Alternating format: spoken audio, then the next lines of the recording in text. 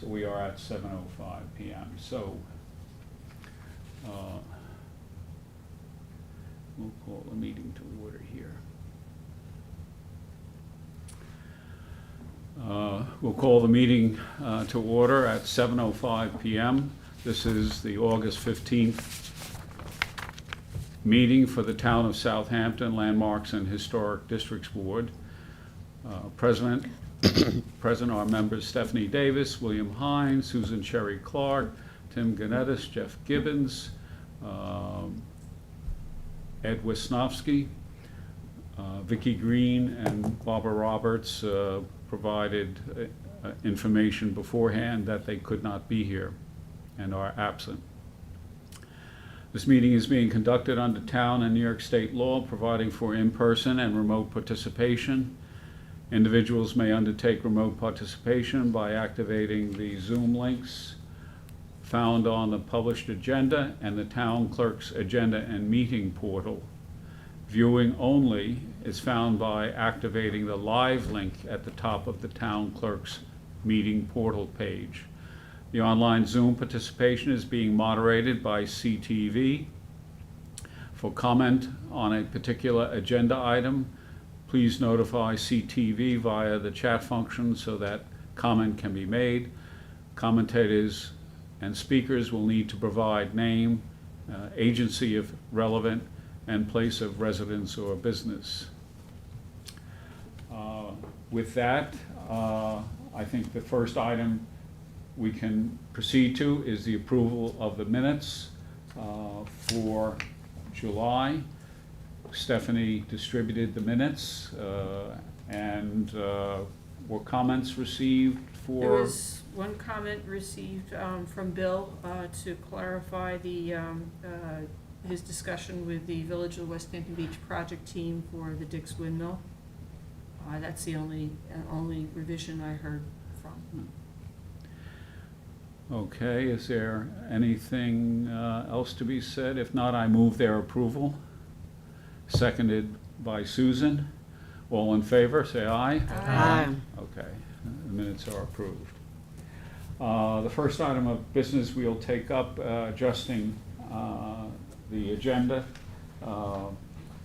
is to address the proposition of recommending the West Hampton Beach Performing Arts Center for designation as the Town of Southampton landmark, pending the approval of an intermunicipal agreement completion that is in process. A report has previously been distributed. There has been a resolution was drafted. I do note that the original date of this application was October 17 of 2022, and given all of the back and forth between the village and the town, it's taken that long to sort out the procedure to be involved. So with that, the first thing, is there any person who wishes to address the issue? If not, we can proceed to the resolution. Kevin, is there anyone online? No, on Zoom. Okay, thank you. So there's a motion to recommend, to both find and recommend action by the town board. Let me just read the substance of the resolution because it did not appear in the public agenda. Whereas the West Hampton Beach Performing Arts Center, 76 Main Street, West Hampton Beach, submitted a complete application dated October 17, 2022 for designation as a Town of Southampton landmark. And whereas the Town of Southampton and Village of West Hampton Beach are entering into an intermunicipal agreement to facilitate such designation and its regulatory consequences. And Whereas after review at its August 15, 2023 meeting, the Landmarks and Historic Districts Board finds that the structure meets the following criteria listed in Town Code. A, possesses special character or historic or aesthetic interest of value as part of the cultural, political, economic, or social history of the locality, region, state, or nation, and that by virtue of its long cultural use as a movie theater and subsequent performing arts venue for the year-round and seasonal members of the community. C, embodies the distinguishing characteristics of an architectural type, period, style, or contains elements of design, details, materials, and craftsmanship which represent a significant innovation. This by virtue of the present integrity of its original design as movie theater architecture.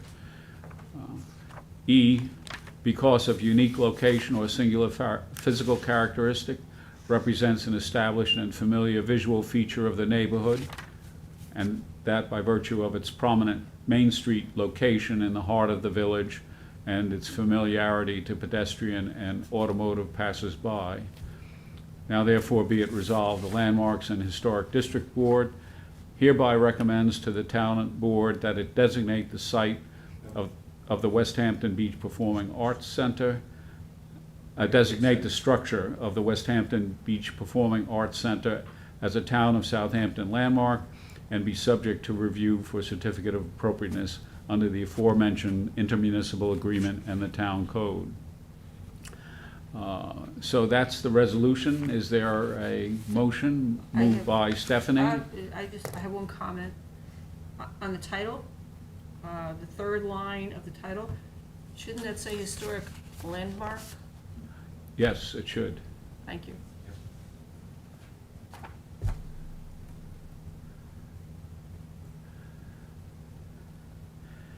And are you moving it? I am moving. Is there a second to it? Seconded by Jeff Gibbons.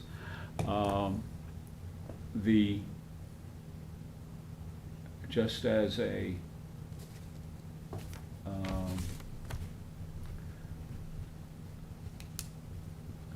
let me just bring up the application that was forwarded to provide some context for the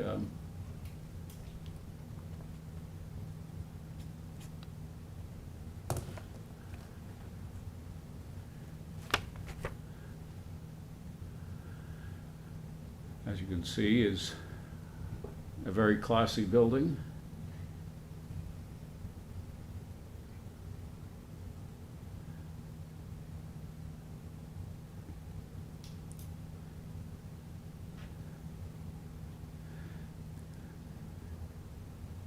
And that's the back of the building. This is one of the auxiliary buildings that sits there, I believe, in the back. No, that's not. The auxiliary building is to the left. White building is not part of it. Yeah, the white building is on Is separate. this house. one of, this one That's- here? Yeah, that's the okay. Del Ben, former barber shop and Yeah. tonsorial parlor.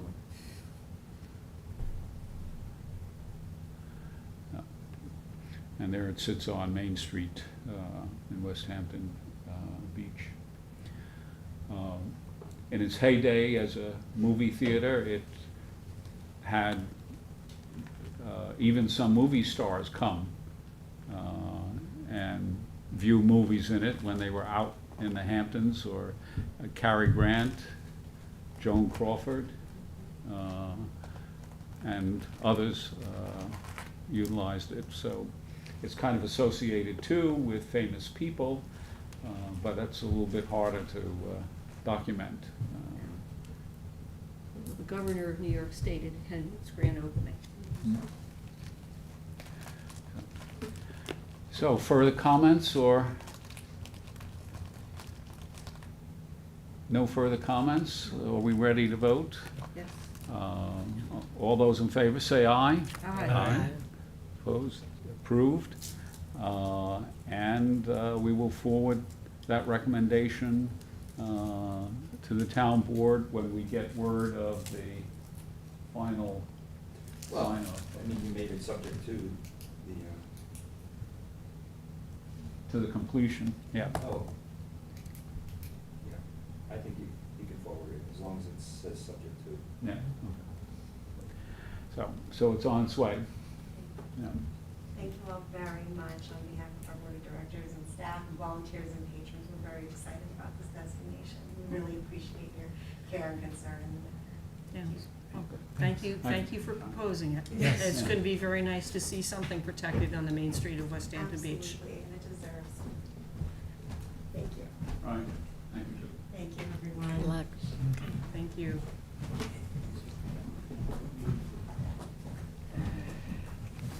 You got 9 members, you got 6.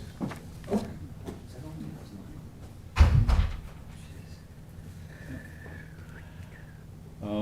9. Okay, on to the order of the agenda otherwise. 166 Sabonic Road, Tuckahoe. And Jeff, you I didn't do anything, but I went out, sorry, I didn't know that Tuckahoe was part of my yeah. area. No, it's kind of, on the border of a lot of things. Yeah. I am, when Sheila had Tuckahoe, we had the demolition across the street from it. So I was in that area not recently. So I am familiar with it to the point that I know the location of it and where the main house is. This one is the accessory building to the back. I looked at, of course, the application, and I also looked at GIS at the photographs, and it had a picture of this particular accessory building in progress. I think the year was 2013, but it was we didn't review it. It was a few years ago. So the building with that elevated second story is the structure in the center or behind the main house. So that's the one they want to demolish and leave the one closer to the road. So it's not visible from the street, because this one, there's screening there, and as I remember, it's on a turn. I mean, it's on a bend. Yeah. So you have to carefully look for the main house, but this particular one wasn't visible. I had the actual year built of the accessory building is 1930. The main house was 1900, but there are a couple in that area on the south side, the lower side of Sabonic Road, and even going back to the 1858 map was Brown. There was a Brown family. Later on, there was a Mrs. Brown here. Later, there was a Miller. It was. But the that fa- would be for the main house. There were multiple millers there. Pardon? There were multiple millers Yeah. there. There Elias were multiple Miller, Browns. right, but the house belonged to a Miller, Okay, right, Merritt Miller. okay, then the Brown, Well- Brown, so later on, in the later maps, right, the Browns were to the Right, right, and the Millers were, so this must have been where the Millers were. I just looked at the maps at the end, so, So there's the okay, 1916 map. This is Merritt Miller, Jerome Miller. They were caretakers for private estates in the area of Southampton. This is Merritt Miller, and the house next door is Mrs. Elias Miller. Elias, I guess a widow by then. And the Brown house and Brown family was over Okay. here, and there was another Brown, I think, house back around the 1900s in that region there. But it's a new building, essentially a more contemporary building that's being demolished there. so thank you for, without driving past it and counting houses, I wasn't sure if it was the Millers or the Browns, so. Yeah, so anyway, that, Thank you for clearing that up.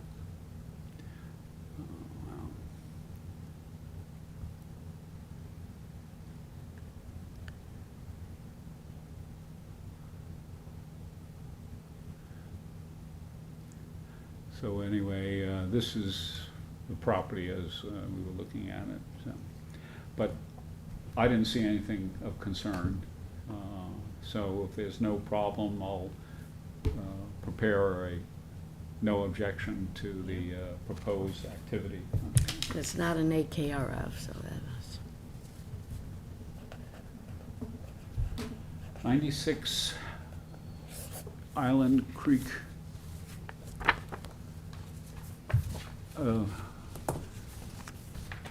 Looking over some water. There, Jeff went out and took some pictures.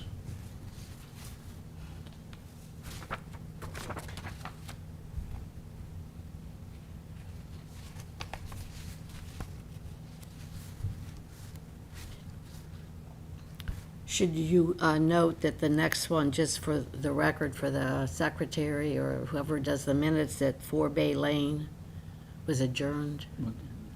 Yeah, it says on the. Okay. Watermill till September. So you took a picture of the foundation that's to be replaced? If they build a, Just proof that it needs it. yeah. So, That end of the building, like 10 feet in, and the other end of the building, 8 feet in, are being removed. And then they're adding on to and raising it and adding a second story to what is left, plus an addition. let's see.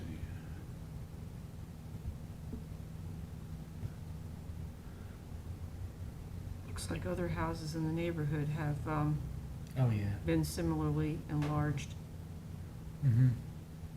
It's a beautiful setting, Yeah, it is. yeah.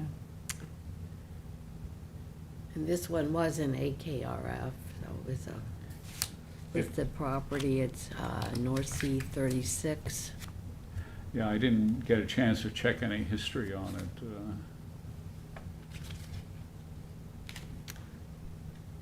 The application said it used to be a hunter's cottage.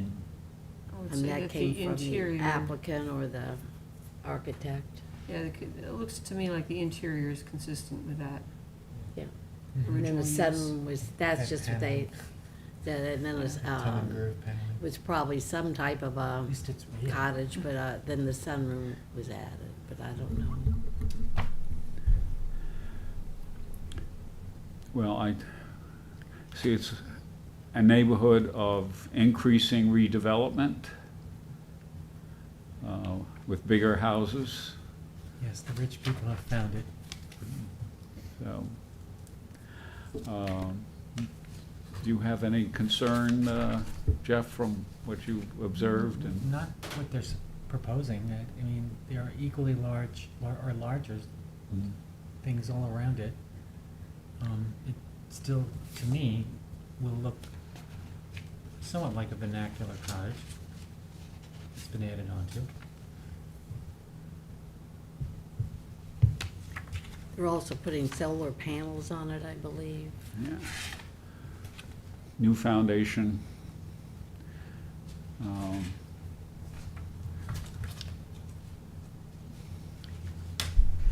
New second floor.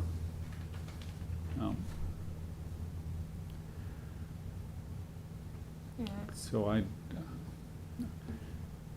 don't see any concern myself, so.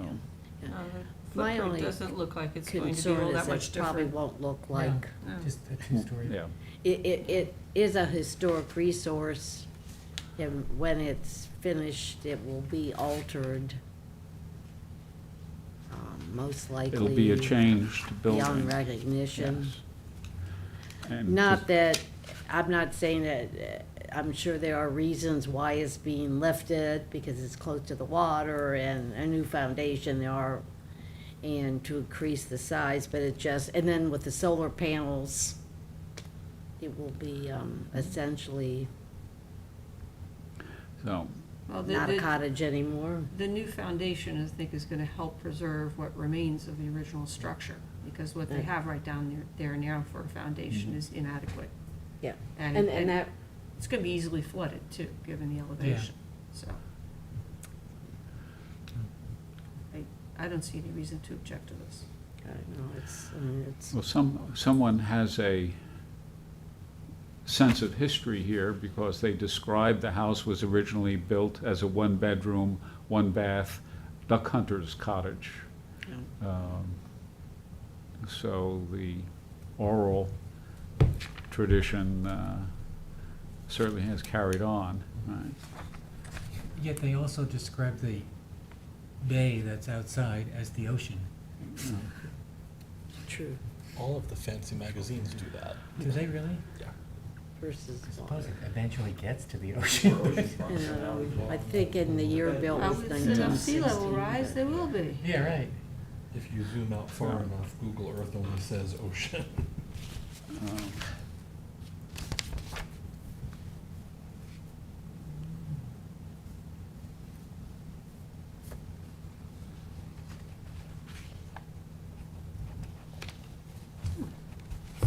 Nice spot. So there's no concern here, so I'll write up the response on it. Okay, 2827 Montauk Highway, Bridgehampton, for work that's already done. Basically, it was, I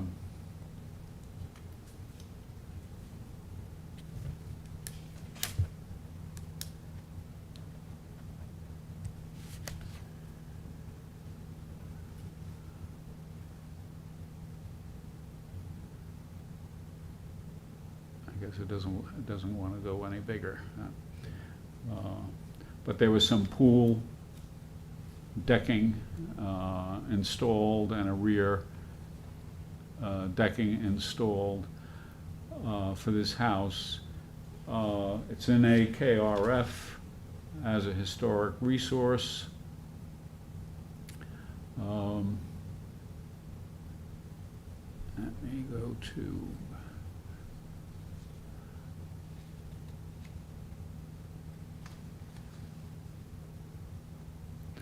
which describes the house as late 1900s, but obscured by a lot of trees, and it is not easy to see, certainly. And I didn't check the historical mapping associated with it, but basically, since it was looking at what's already been done, I didn't do a full investigation of it. Since it's out of sight, I don't find it objectionable what's been done. In this case, it's an irregular, unpermitted activity that has taken place. I think the two barns too, the smaller barn was, the smaller barn, part of it was made into a pool house. And the larger barn, part of it was converted into some type of living space. I just comment that was part of, but work done. But it would been all, that would have been interior. But it raises, to me, it raises again, the policy question of, there not being, this is a relatively historic house for the main street of Bridgehampton, although on the edges of Bridgehampton. And what's been done kind of is not a significant disruption of the historical character or integrity of it. So it's not going to be a big deal, but the question is, the next time something happens, you know, it could be a big deal. It could disrupt the historical character or integrity of the existing building if it's done in an unpermitted way.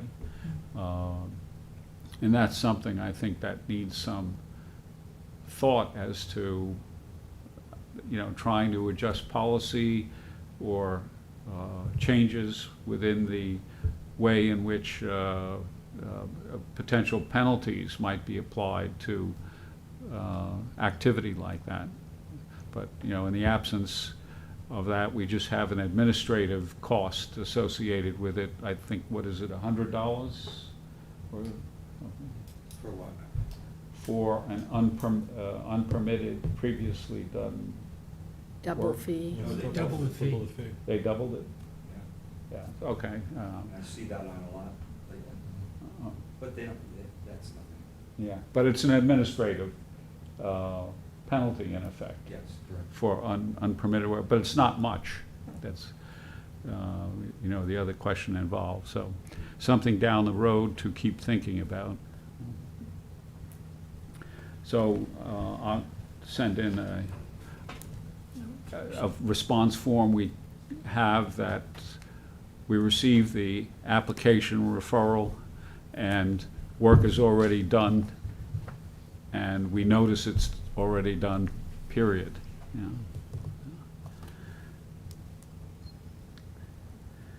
112 South Road, West Hampton. Circa 1850 dwelling. Let's go. So we have reviewed this before in 2015.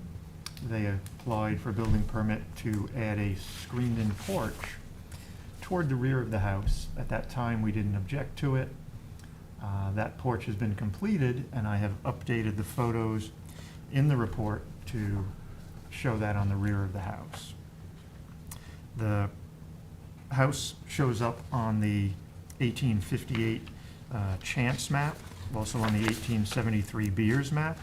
It shows up again on the 1902 Belcher Hyde map and on the 1916 Belcher Hyde map. And we can also find it on the 1932 Bishop's map. By the end of the 1930s, there are over 70 Culver family members living in this area known as Culvertown.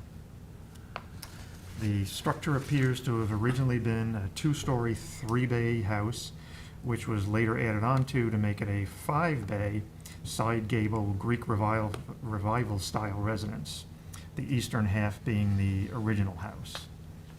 Other modifications since the construction of the original structure include a slight repositioning of the main entry door, some window placement, some trim changes, extensions to the rear, and a pedimented entry porch. The house appears to have been constructed in the late 1850s by Richard Sidney Culver, who may have lived in the house for a time.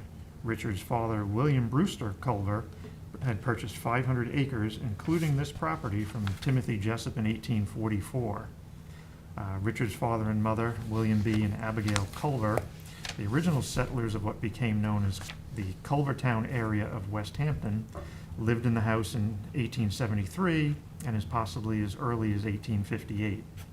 At this time, Baycrest Avenue had not been yet opened, and South Road provided a route between the small community of Union Place to the west and the growing summer community of Ketchabonek, later to become West Hampton Beach, to the east.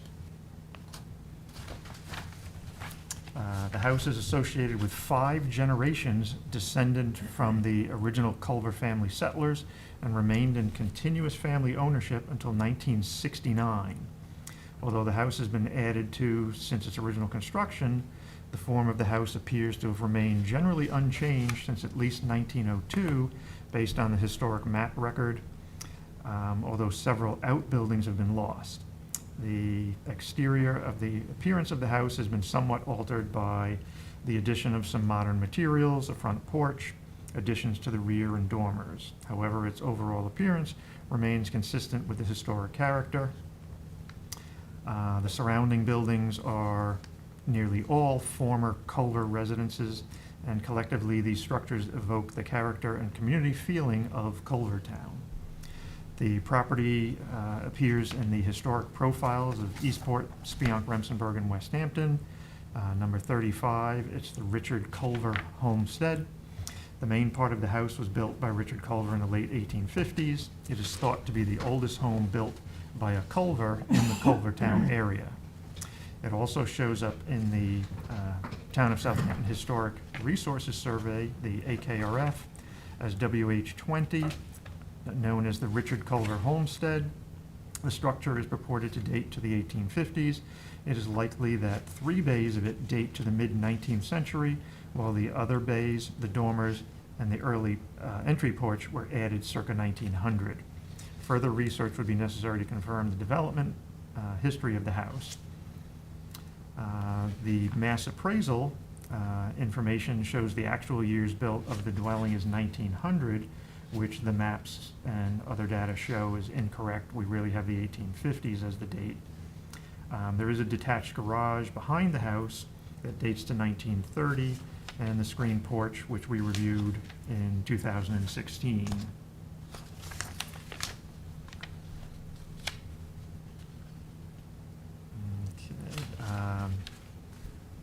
The garage is being added onto. They're going to take the roof off it, raise the roof pitch, and add a shed dormer on the front and the back. The first floor of the building will be unchanged. It's to be just unfinished space on the second floor. In 2017, a first floor addition, porch, and renovation alteration, including a Bilko door and a covered porch, were done to the house, but for some reason that didn't come to us, although in 2017 there's a C of C, certificate of compliance, for the screened-in porch, which we did review. The garage roof, the masonry wood-burning barbecue to the rear of it, and the flat roof added to the back of the garage all required variances. They were granted, and at the time they were told that they needed to get permission for an outdoor shower, the 6-foot fence, the driveway gates at the bottom, and a porch on the rear of the house. What they did not cover, and it shows up in some of the photographs a little before this, there was an addition done to the second floor of the house, which was not, yeah, you can see it here.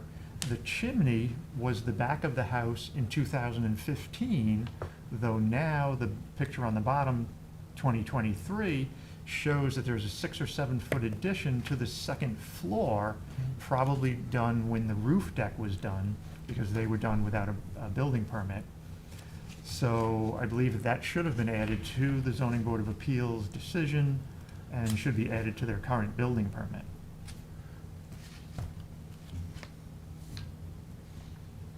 So I didn't have any objection to the as-built roof deck. I didn't have any objection to them adding on to the roof of the garage, the as-built flat roofed area over the terrace on the back of the garage, or the masonry wood-burning barbecue. All of these are well to the rear of the property, not visible from the street at all. Even the fence is not visible because of the shrubbery on the street side. You can see the gates, but only when they're closed. Again, I didn't mind them, so I had no objection to those. I have no objection to the second floor addition, but it wasn't included in their application, nor was it included in the ZBA decision or the current building permit application. Is it possible that there is a missing record someplace that might exist? I'll look into that. Yeah, I went through what they had, and there was a certificate of compliance issued in 2017, but it's for first floor addition, porch, renovation alteration, Bilko door, and covered porch. So it doesn't seem to be specifically in there. And I also checked on the building permit application itself to see if it had been on the application but not recorded on the CFC, and it wasn't in there.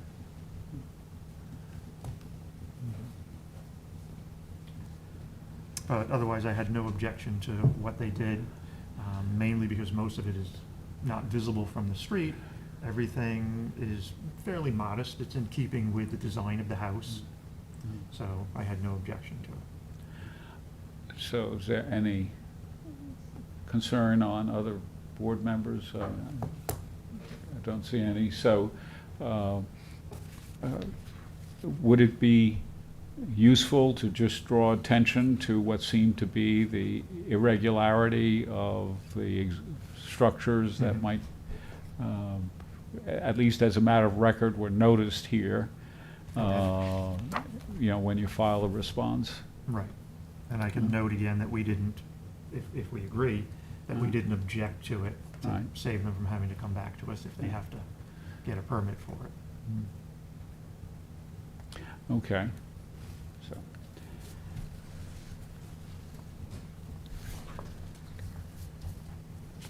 Okay.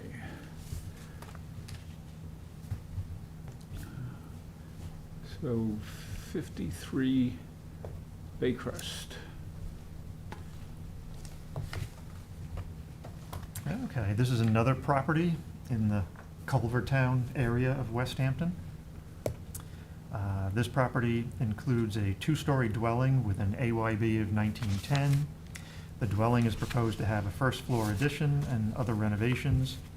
There's a frame building behind the house, slightly visible from the street. It's a detached garage with a shop on the rear of it.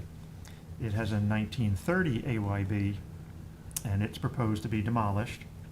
There's a shed which is not visible from the street, which also has a 1930 AYB, and that building is also proposed to be demolished.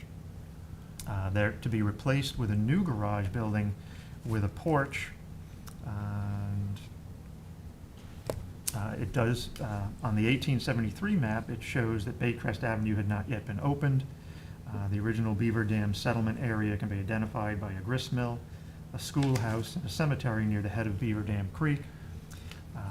By 1902, Baycrest Avenue had been opened, was not yet named. Several residences are evident along it.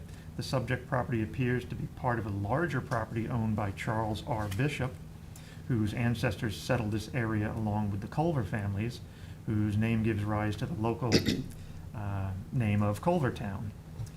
We note that the Bishop Avenue is located just to the west of the subject property. The 1916 map continues to show the subject property. It's now one of several parcels subdivided from the Charles R. Bishop property and is now developed with a two-story building owned by W. Benjamin. Collectively, this information indicates that the property was developed between 1902 and 1916, which is consistent with the 1910 age of the dwelling.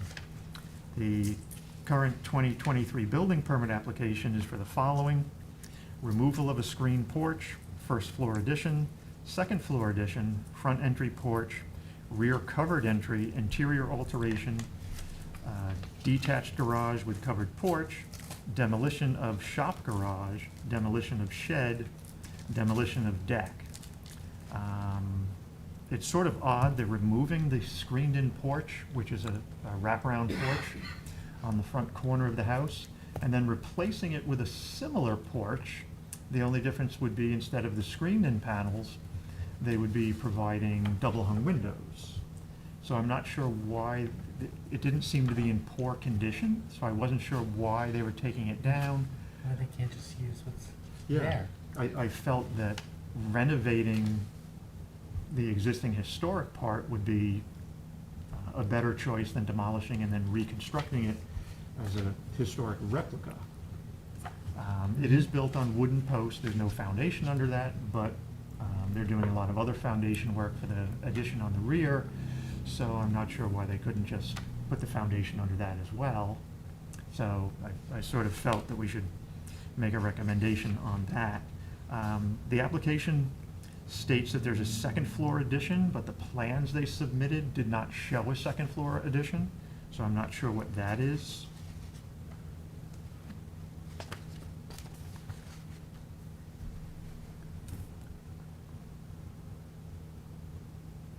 Oh, and they also have a shed on their application, which didn't show up on their proposed land survey.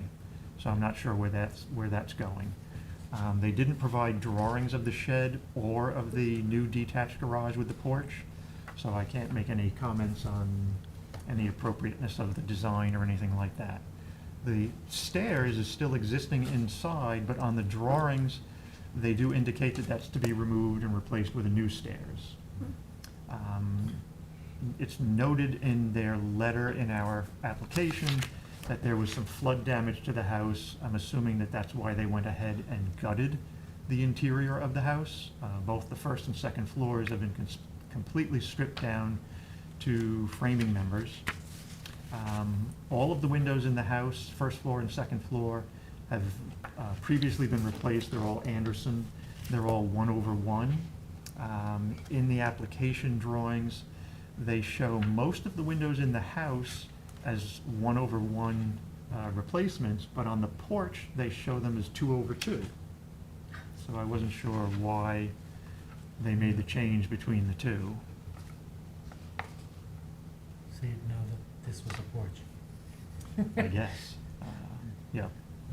Yeah, looking at the framing in the attic, you can see where, in the lower picture, where they've removed the brick chimney already, just closed over the roof to make it weather tight. The framing in the attic, the framing in the basement, the cement blocks with the decorative exterior face and the foundation, all tend to indicate, a 1910 construction date is correct.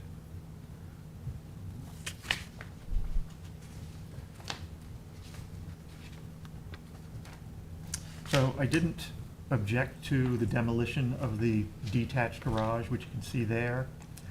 It appears to have been sort of a gambrel closer to the street with something added to it with just a gabled roof on the back. All the doors and windows are in poor condition. They're all covered in plywood now. The foundation is very suspect. I'm not sure that it goes into the ground very far at all. You can see in the pictures that the shingle siding goes right down to the ground. It's in a horrible condition, so I can't object to its demolition. I just made the comment that demolition by neglect is never a good solution. The next building is the shed, which is very low in the eaves.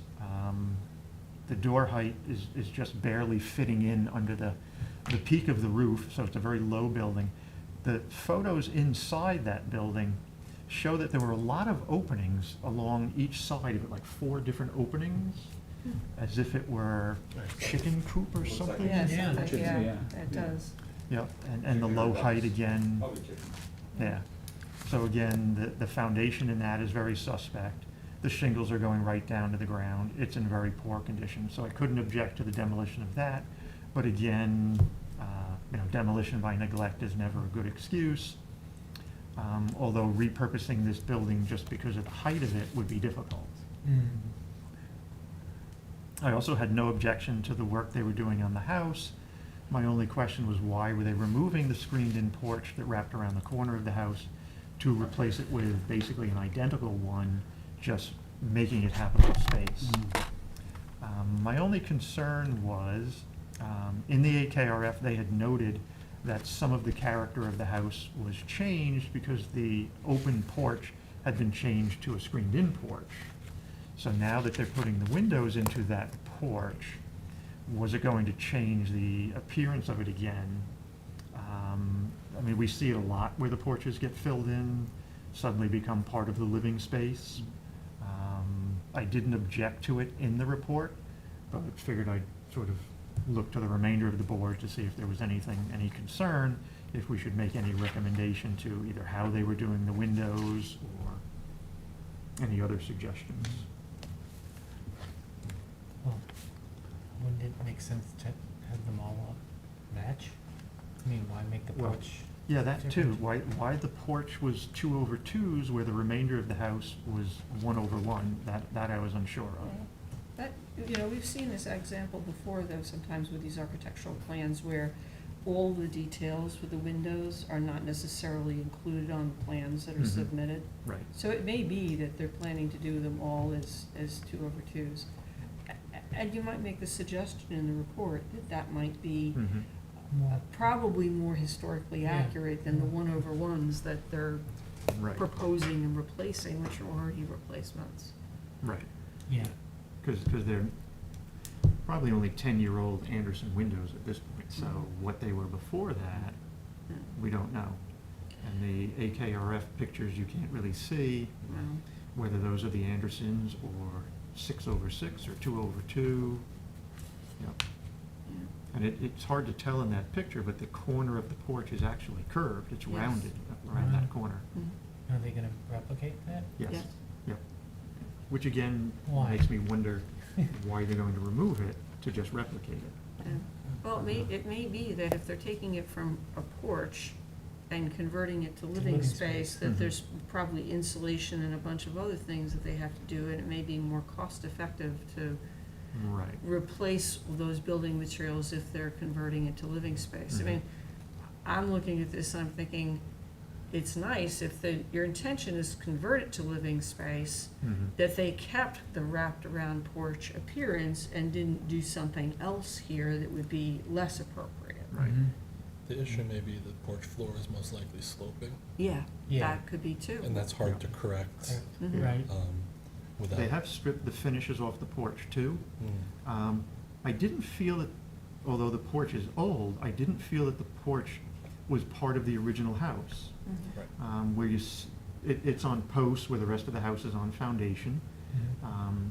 It has a Where- curved corner on it, doesn't it? Yeah, so Yeah. it's kind of, And where it meets the side of the house, the wall of the porch comes in over a basement window. Mhm. So you would have thought if it was all done at one time, They it wouldn't wouldn't have met that Right. way. And I have a couple of photos of the roof framing of the porch, yeah. which is a hodgepodge Hodge. of Heck of- miscellaneous rafters and ceiling joists. Yeah. it's- So that, you know, the house, as you go through it, every floor joist in the basement, every stud in the wall, floor joist on the second floor, ceiling joists on the second floor, roof rafters, they're all the same. And then you get to the porch, and every member of it is a different size and shape. So it did seem like it had come later, although to look at it, it definitely still had a lot of age to it. I'll Right. just say, it's not much later than the original right. construction, given what these materials look like. Yes, yeah, and it was originally a lath and wood shingle roof, Yep, although that area of the house, the wood shingles have been removed, they have plywooded over that and done the asphalt shingles. But at the second floor, that roof, you can see the lath, you can see the wood shingles, and then they've asphalt shingled over the wood shingles.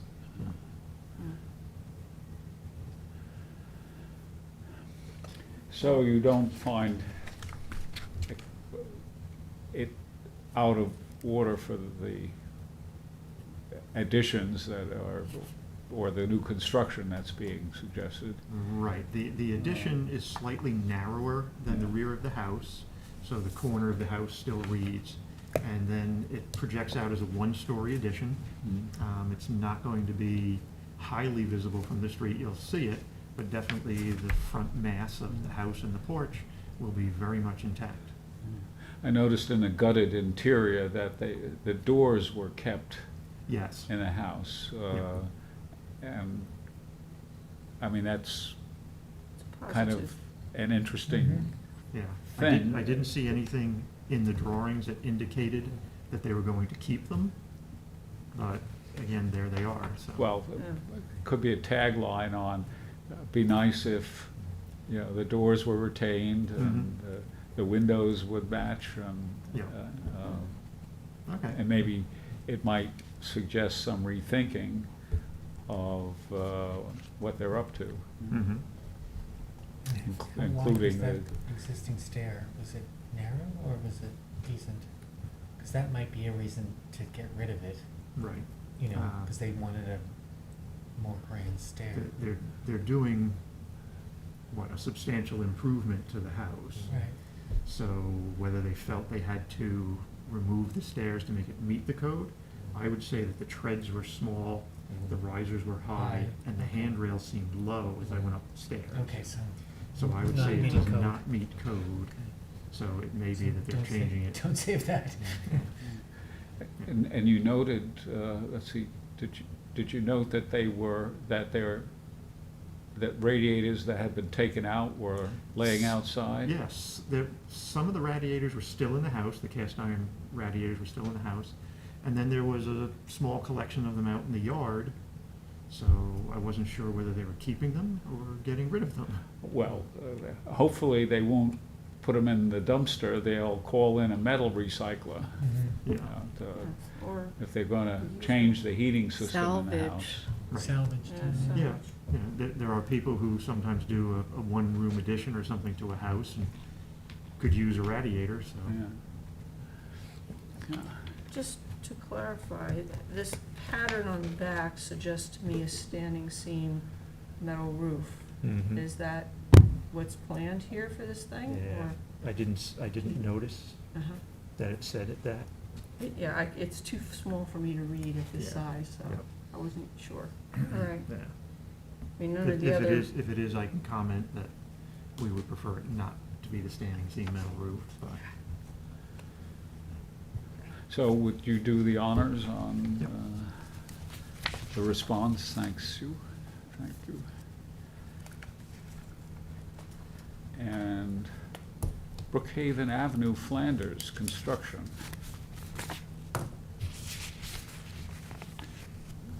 Tim, would you outline what's up here and? Sure, we have an application for some minor work on what seems to be 1940s cottage. It was in the Flanders Hamlet Heritage Area Report with a circa 1930 build date listed, but looking at the subdivision map, which was filed in 1945, it appears that the structure is more circa 1947, 48, which matches the assessor's data.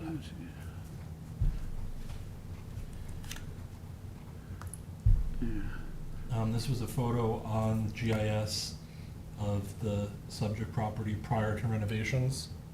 The house was included in the AKRF after renovations, where it was painted blue and the fenestration on the front was changed.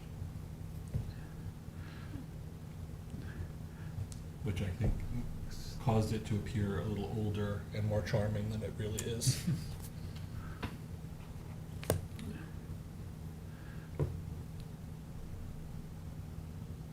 Because of the minor nature It's- of the work, and it really isn't impacted from the Yeah. front or the street. The house is obscured by a lot of foliage. This Yeah. is the front of it. Mhm. Um, Yep, The corner, it sits on a corner. right. This is the rear driveway off of Mhm. Polk Street that's there. And an outbuilding that also sits there. Mhm. And was there another, oh, this is your Correct, that's the subdivision map. subdivision map that it occupies two of these Correct. lots. And this was the lot 241, 242 that outlines a survey for that house.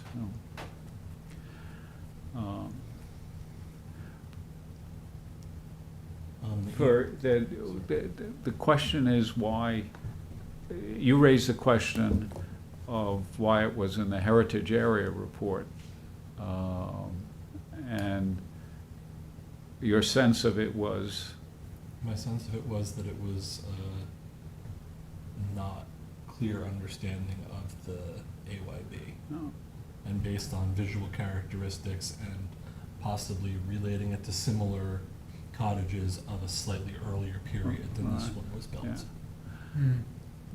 As if it was a neighborhood of all characteristically styled cottages. Correct. Yeah. And as the work proposed doesn't change any of the publicly visible aspects of this, and it's mostly for life safety issues, I saw no reason to object. Yeah, and from just my driving through the neighborhood, I noticed that there had been a lot of renovated cottages elsewhere along Yes. the various streets of that neighborhood. Yes. Yeah. So there is any concern about the construction proposal? This is for work that's already done, correct? I mean, Somewhat. I think it's a mixture. Some Okay. has been done, some has not been done. okay. I think they were most likely stopped before they were able to complete all the work. Do you want to handle it? Yeah. Okay, thanks. Appreciate it. Okay. All right. We had some active communications with the planning board, with some referrals. First one is 2901 Quogue Riverhead Road, East Quogue. And this is a merger subdivision plot, kind of.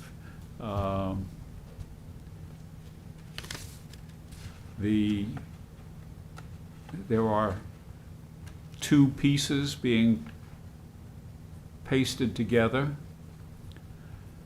to create the possibility of three, I guess, building sites.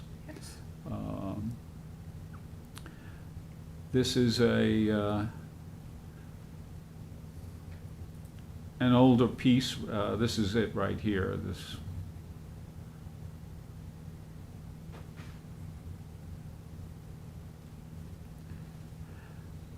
This parcel on top is being merged with the parcel on the bottom. It's an old agricultural piece owned by in the early 1900s by the Stranad family, or Joseph Stranad, I think it was, Yep. who had a florist business, grew flowers, and operated, I probably had at some point even greenhouses someplace here. The 1930 and 38 aerials and subsequent aerials show greenhouses right down the middle of the property, Oh. several. Yeah. And there's a large ag well there in a vault, and an associated big buried water tank out there.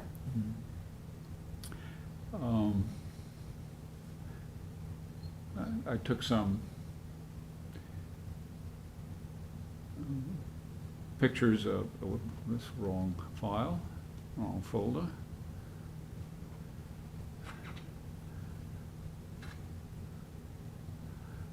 And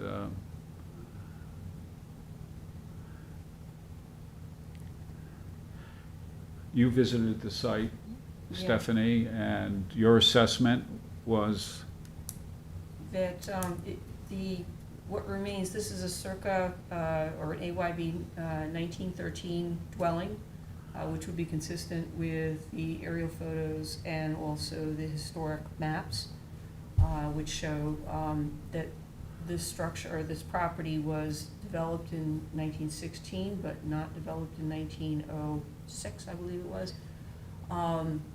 The form of the main volume of this house, and there are 2/2 windows, not throughout, but in many parts of the house. Those things are likely historic, but the house is now encased in vinyl. What is perhaps the original front porch has been enclosed. A number of the windows have been replaced with 1/1s. There are a number of additions on the back of the structure. Yeah, you can see some of them kind of over to the right there. And it looks like there's been a fair amount of neglect of this structure. It does not look like it's been lived in for quite some time. This area historically was wooded throughout. Most of the farms were a little bit further to the east on Lewis Road, but this farm was established on this particular road for a number of years. The surrounding area has gradually been subdivided, and there's quite a few new residences in the neighborhood on all sides of this property, so it's not a surprise that it's being proposed for assembly of one big lot and then subdivision into three building lots. There's definitely some indications of the former agricultural use on site, including the well, and this large old typical buried water tank in the vault. There's some newer structures in the back. There's some sheds. There's a second dwelling kind of hidden behind the trees there that is in remarkably poor condition. It looks like the frame is actually broken. You can see on one side where it's sagging in the middle. Covered in asbestos shingles.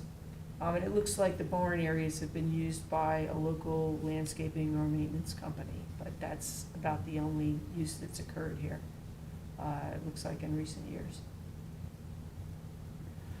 So the planning board referrals includes the Demolition of all structures. demolition plan. Yep. Having viewed this, do we want to provide a response to not only the planning board, but articulate future response to the building department as well? Yeah, as we have done in similar situations where demolition was proposed as part of the subdivision process. In some cases, we've asked for referral at the time of, the building department application. Other times, we don't feel that it's necessary. I mean,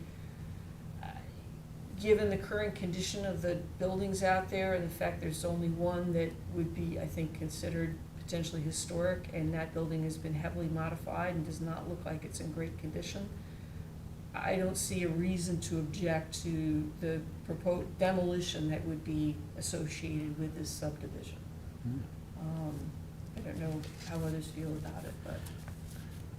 Well, the question is, do we want to see this come back and take up agenda space at a future meeting? I didn't think it was worthwhile Okay. at this point. I drive by it every day, You do? twice, Okay. and it always seemed like it was a cute house, Mhm. but it just seems a little too far gone. Yeah. When was the last time you may have seen occupancy there? A couple years ago, I believe it was a rental and it was just not taken care of. Yeah, it looked like it had been a rental, given the nature of stuff that's in the dumpster there and in the yard. Yeah. Is that you said there was a second house, but it was circling up to the top. Is that another house down at the bottom, on the bottom right corner? I Or is don't, that just a building? I think that's an out parcel. Do you have, or is that part of the, It looked like it included everything. I may have missed Or that. maybe it doesn't, I don't know. Well, that's a tax map, so Yeah. it's the entire, let me just look at the application again. So I may not have looked at that one. Or that one may actually be the younger, because there was only, you looked at the Oh, you're right. information for the lots, and there was Mhm. only one that was an AYB 1913. Everything else was after 1941. Everything else was younger. Yeah, it didn't look like it was anything historic. It looked like The a house in the corner is a ranch, and ranch, yeah. it's modern. Yeah, okay, so that wouldn't even come under our purview for review. Yeah. It looks like it is part of the same tax parcel. Yeah, Yeah. yeah, I didn't look at that at the time. I was more concerned about the 1913 I house. just Well, that couldn't would- tell if that it was would cut off. It seemed like it was just the way the bushes were, Yeah. they were cutting themselves off from it. Mhm. Yeah, it seems intentional, Yep. as they didn't want to look at what they had left. So, we'll send the referral back with no problem? Yeah. Okay. Yeah. If you, would you like me to take care of that, Ed? I will, yeah. You will take care of that? Yeah, Okay. okay.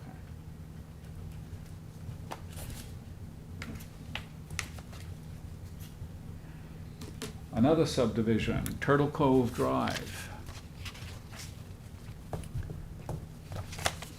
This one is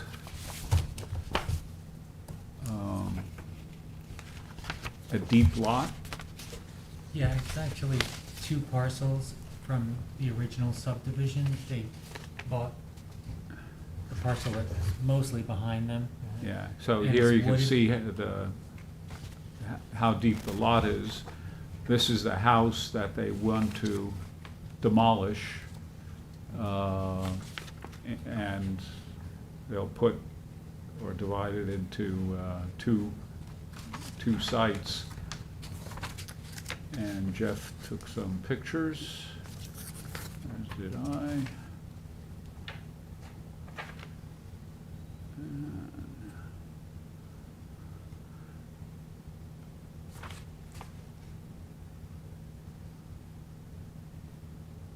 It's looking from the house they wanna tear down back towards the other property, which has woods mostly on it. It's,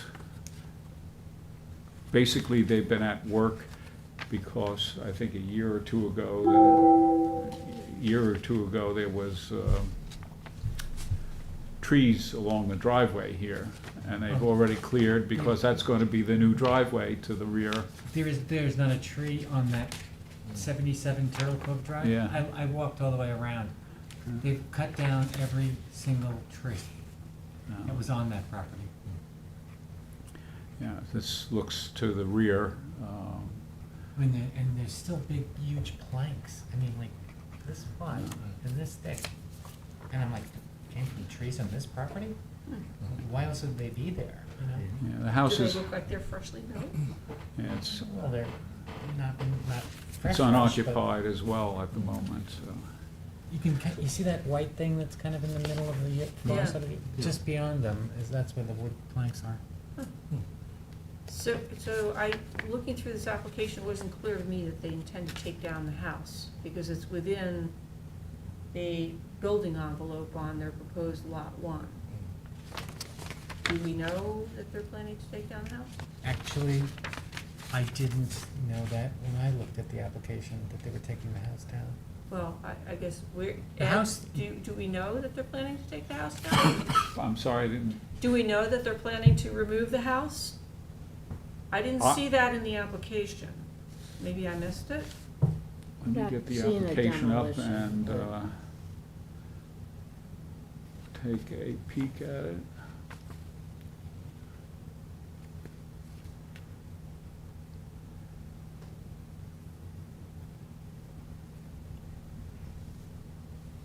I mean, just for background, it's a very, there's a lot of houses that look exactly like that must have been built when they Mhm. first Yeah. subdivided, kind of like a cape with a chimney tacked onto the front. Yeah. The letter does not describe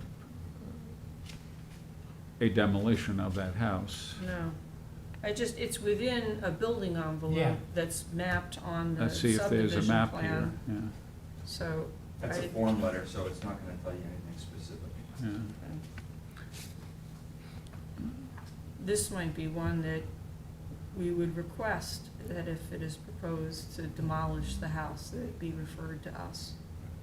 Unless there's some reason that the house doesn't have any historic value. Because it's not clear at all. It's swamp Does the survey Asbestos? say No, building to be aluminum siding. removed? and. This what? Does the survey say building to be removed? I don't I see didn't that on mine. notice that on the. No, it does not No, say so that. It looks like the lots were merged by proximity, and then they're Yeah. just looking to separate them legally. Yeah. now. Yeah. Right, Yeah, yeah.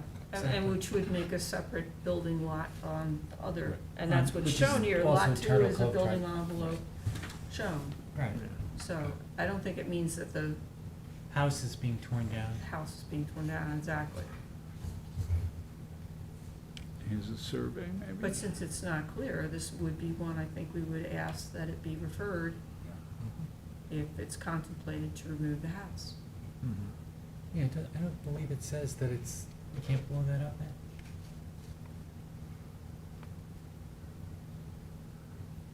I think it just says one-story house, one-story Yeah. frame house. Yeah, that's Oh, all it yeah. says. One and a half, right? One-story frame. Yeah.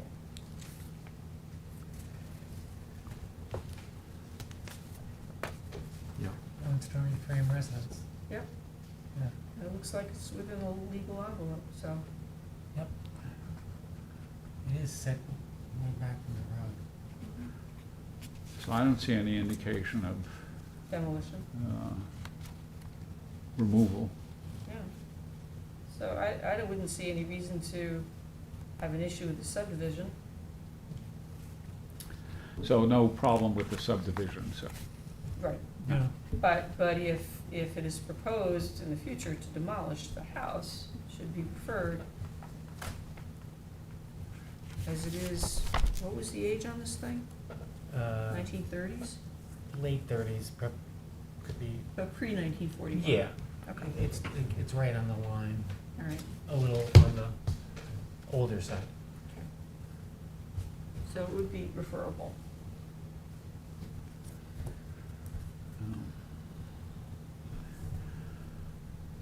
So I had a I'll client last year who had send back a exactly the no same house problem Tore down. Right. No on problem. that. I was just working on a garage. 241 Norris Lane, Bridgehampton, which had a little bit of a Seen before? conundrum to it. This is, this house is in AKRF, listed as 1840. But it didn't look like an 1840 house to me. And as I, checked AKRF, it was offered as an addendum by, I believe, Sally Spanberg at the time, as a house that should be included in the AKRF report. And they reached, the AKRF responded with respect to the town's suggestion. The house is purported to be 1840. However, based on limited views, an early 20th century date appears to characterize its features, and that's kind of the impression I got when I looked at the house. And this is the house that is there on the property that's to be subdivided.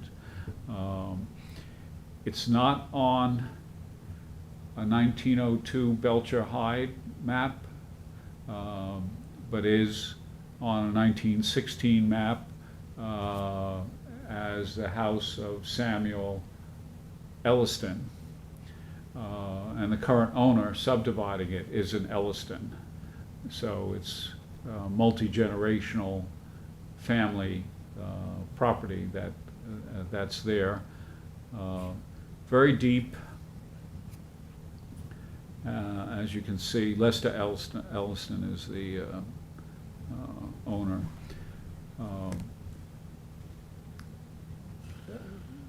Is located next to the cemetery in Bridgehampton.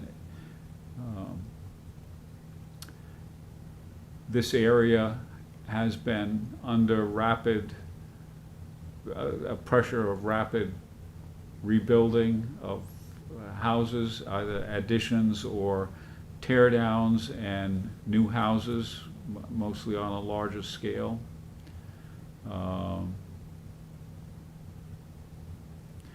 So I have no problem with the subdivision. The house does not have, looks like it has been renovated. There looks to be an addition on the back of the house too, from its original character. So I didn't find anything of significance to weigh against the proposal to subdivide the property into 2 parcels. Is, any other comment maybe, or any other concern? Yeah. Okay, if there is none, I will write another love letter to the planning board on that. So 11 Walnut Avenue has been sent off to the town board. Yes, Bill sent it off to the town board. I did receive an inquiry from Lars Fitter, the owner, about what his next steps would be. I let him know that the referral or the recommendation for landmarking, subject to receipt of an easement offer from CPF that he would find acceptable, that recommendation has gone off to the town board. So I guess the question tonight is, at what point should Mr. Fitter go to CPF? I was thinking that maybe the thing to do would be to forward the recommendation that was made to the town board to the CPF director, and to let her know that this, recommendation has been made, and then put Mr. Fitter in touch with her. Yeah. Was CPF CC'd on the Did you see communication? Jackie Fenlon? Yeah, I don't remember. Well, I can check and we can, Okay. if it's not, if it wasn't forwarded then, it should be, I think, forwarded, at that up. I'll take a look at the email, Mhm. and if necessary, forward it to Jackie, Okay. and I'll copy Lars, Mhm. and then he can go ahead and contact CPF. Okay, thank you. Yeah. And I'll leave that in either Bill, your hands, or Stephanie, your hands, to forward the, We'll take if care it of needs to be forwarded to CPF. Okay? Yep. Okay. I suspect there's not much news on 149 South Country. The appraisal was underway last time I checked, and we were just waiting for it. The appraiser's kind of backed up right now, but that CPF appraisal process for the historic facade easement is underway. So, no news any further. Bridgehampton Historic District status, in the process of trying to get out an informational brochure. I sent around looking for comments, and Stephanie, thank you for providing some comments on it. At the moment, just trying to get the mailing apparatus in place to get it out the door, and that might happen sometime even this week. And if it does happen, I would send the communication to the town board that we're ready to support the idea of a public hearing on Bridgehampton Historic District. I did have a session with the Bridgehampton Civic group, July something or other, I can't remember the actual date. July 24th rings a bell, and that also provided the occasion for some press material to alert members of the community about the prospect of the historic district. And I've not heard anything back, so I think things are at the moment going in a positive direction. I just wanted to note the front page story in the Southampton, the front page story in the Southampton Press about the historic. Yeah, it was front page in the Eastern edition. Oh, It, okay, well, did- Not the Western it didn't edition. show up in the Western edition. Really? so- Wasn't even Oh, in there? I wow. thought I saw No. it. Yeah, It certainly wasn't front page. yeah. Yeah, it was. Yeah, it was kind of buried. Well, it was very narrow. Yeah. Oh, was it? I was impressed that it was on page one. Okay, other matters. I have a matter to bring up occasioned by two communications concerning existing landmarks. And it relates to hedges that surround landmarks. And I'd like to get some sense of feeling for the view that the Landmarks Board has some responsibility with respect to the changing of hedges around landmarks that might alter the look of the landmarked buildings that are there. I don't know how, in the past, we've dealt with a number of landmarks like the Fordham Mill, where we reviewed some of the landscape planning. I think there have been other places where we have been involved with the question of the landscape character. North Sea Schoolhouse, I And, yeah. remember. So, in one case, there is an issue of whether or not a landmark that exists has been approached to move its hedge closer to the building in order to solve the problem of it creeping or sitting on the right-of-way of a town highway. So that's one issue. A second one involves cutting down almost a very high hedge that's probably, I'd say, 12 feet or 40 feet on one side of a landmark structure that is quite some distance from the landmark itself.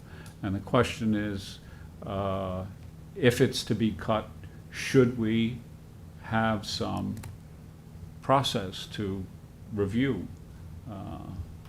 that type of event? So I'm just kind of asking for your thought. I've been asked to provide a response. I have my own sense that radical alteration of even a hedge that's distant from a structure that is a landmark probably should be looked at by the Landmarks Board as a change of appearance issue. And the question of relocating a hedge close to what is already a very proximate position to the landmark structure, that should be a matter of concern for the Landmarks Board as well. What does the code say about landscaping? What does the code say about landscaping? Does that fall under the purview? The question is, it's not specifically addressed, but changes in the kind of exterior appearance. I mean, if you have a landmark and you put up an obscuring hedge or some landscape specimens that obscure it. That certainly is a concern, because the question is, the public benefit of a landmark Right. suddenly becomes privatized in some way. Some of the landmark designations have talked about, well, no, not the landmark designation, some of the COAs you've mentioned, Mhm. Yeah, the easements. landscaping, And- changes to the Right, landscape. And it for comes in example, with 6. easements too. Yeah. Very specific with easements, but I am not aware of anything that is in the code, and I'd have to refresh myself on it, but I don't recall seeing anything in the code that specifically speaks to landscape features, around, in proximity to landmarked buildings. I mean, I see the point, but, we certainly have landmarked buildings where there were significant obscuring hedges. I'm thinking of specifically in the Art Village. 60 Scuttle Hole Road. Yeah. 680 Scuttle Hole Road, 680. yes, So, yeah. Yeah, and laugh a lot, I mean, that's totally obscured, by hedges. Which, yeah, from a public benefit and view standpoint is a problem, but I don't think that our, the code that we follow really covers that at all. It's when you have the easement, that's a different matter, because usually easement speaks to Yeah. those issues.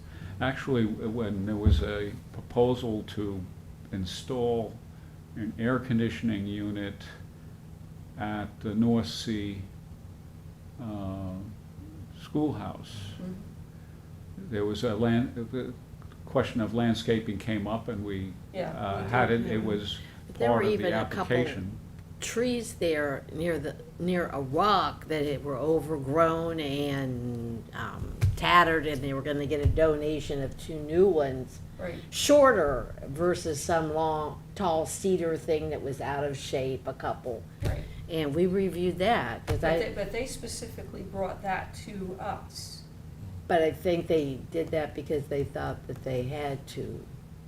And least it- we opined on it. But I'm because not it was sure if they, presented to I'm us. assuming they inquired first and were told they needed to. That's my recollection. Yeah. But I just say we have.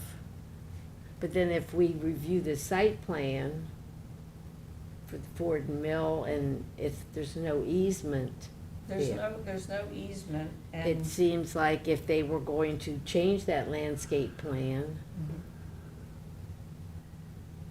that we've already, reviewed and approved, that you'd want to know that they were going to put 10-foot trees there instead of 3-foot, some type of, that might have, I'm not sure, Yeah, I mean, I'd the have to things go back that and we look. specifically comment on at the Fordham Mill were generally speaking the aspects of the building. yeah. And the aspects of the non-historic building that is, on the same property. And we've also commented on some of the built structure there. But I don't think we really commented particularly on the landscaping, other than it was on the plans that were presented to us. So it's a couple things I know with the North Sea School, but I'm not sure if there was anybody. The question basically is it a matter of desire to be able to review landscaping changes that are associated with landmarks? Well, there's I a think- visibility issue. I mean, obviously, if you can't view it, that's, I think it should be, I think we should be careful about that, because that's a slippery slope. It's one thing if it's a giant hedge that's obscuring the front view of the property, which was, one of the main reasons it was landmarked. But if somebody's got some foundation shrubs that they're going to replace and put a different shrub there, to me, I that hear you, should yeah. just be ordinary Could it be maintenance. screening, like phrased as screening rather than landscaping? Mm-hmm, it could be, Because that could help, yep. because I start to maybe that wonder would. about visible from street things and the implications and ramifications of that. But you could also have things that naturally occur, like a prominent landscape tree dies Right. and is removed. And do you have to go get a COA for that? Or it grows bigger, Yeah. obscures the house more. Right, I mean, if, for a perfect example is the Academy, the town-owned landmark, we had several very large copper beech trees die, and a couple of, I think spruce or something or other, over the last couple of years. I mean, they were dead, and some of them were very close to the property line with the neighbors, and the Academy Association took them down Right. because of a safety issue and because they were dead and looked awful. Mhm. And we have not replaced them, and we do not plan to replace them. So, does that require a COA to remove dead trees and not replace them? I think that's a touchy thing. If they were something historic about them, Mhm. the landscaping, that's another story, but especially vegetation that dies and now makes the building more visible, that's a good thing. Right. Yep, You know, unless it was a specimen tree that was healthy and, you know, was part of the history of the property, yeah, then you might say, "No, we want to review that." But something like that should be put into the landmark designation. Mhm. Say we're landmarking the property and the landscaping on the property. Because sometimes we say we're landmarking the structure, we're not making the property. So in Most of that them are case, the structure. yeah. It's just a the structure. I structure, mean, so I think it would have to be a special case for very specific landscaping conditions. Like, you know, we've looked at stuff for Madhu before, and there are a lot of it is all about the landscape. And, you know, that might be a case, or that kind of thing might be a case where it's an issue. But I would get that, and I would get, you know, obscuring vegetation, hedges that were allowed to become hugely overgrown and totally obscure the view of the landmark structure. So, yeah, but I think. Thanks for the very clear answer. I have to give it some thought. I mean, go back and look Yeah. at the code and think Yeah, of I mean, precedent. I'm there just are not, obviously. I'm not clear. I mean, If a I permit agree isn't with needed what from you're the town, saying, it's difficult to regulate. but Yeah. then Yeah, I just I need think it's to. very who's- difficult to regulate, and how are you gonna how can you enforce it? landmark a living tree? Huh. Or you're landmarking the spot where the green giant arborvitaes could be planted that would forever obscure the Yes. landmark. Yeah. And Oh. folks might object to that kind of level of control of their Right. properties too. Oh. That might be an impediment for many Yep. people to landmarking. No, I don't disagree. Yeah, Yeah, it's like one step too far. yeah. So, okay, I'll figure it out for the occasion.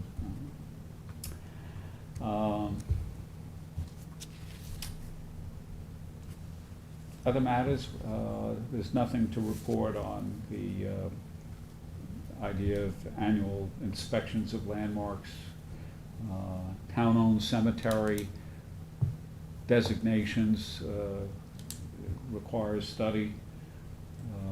The Stony Brook, Southampton historic buildings, the only latest event is dead ospreys Yeah. found on the campus buildings there. Nothing with respect to certified local government activity that I know of. Are there other things that any member would like to raise? Just got a couple quick things. I sent out the construction and demo lists that are updated to where we are now. Right, thank you for that. Versus your quarterly, but everything's there. And I have the referral ready to go, so I'll send that in the next couple days. Mhm. So the referrals and recommendations. And I just had one question, and I saw an article in the paper about a CPF. It's the aquatic center needing to get a hold of the find the landowner to purchase. But they mentioned, I think, that Methodist Point at 1040 Flanders has the easement now. CPF has been, I know CPF they has been implied work- that, or maybe I CPF has been misread working it. with Julie. What's that? I know that Julie has been working on evaluating. Right, The but you historic hadn't buildings. heard that it's, No. okay. Maybe I misread the article. I read that it had already received it, but I may have read something into what the reporter stated. So I Yeah, thought, well, I didn't know saw it had been that too, approved. and it sounded like they had purchased it with monies earmarked for historic preservation. Yeah, That's what I understood. that's what- Which allows the historic Right, preservation so this to, isn't a water quality one, this is yeah, a water quality and historic preservation, I believe. Right. Right, but, okay, that was I hadn't heard that had happened, but it may or may not have, so. that- The article there? Is that the article there? Oh, okay. Oh, that's a different one, Okay, different one. second speed. I haven't got that one. Is there anything else to be brought to our attention? No. If not, it's 8:41 and the meeting is adjourned. Okay.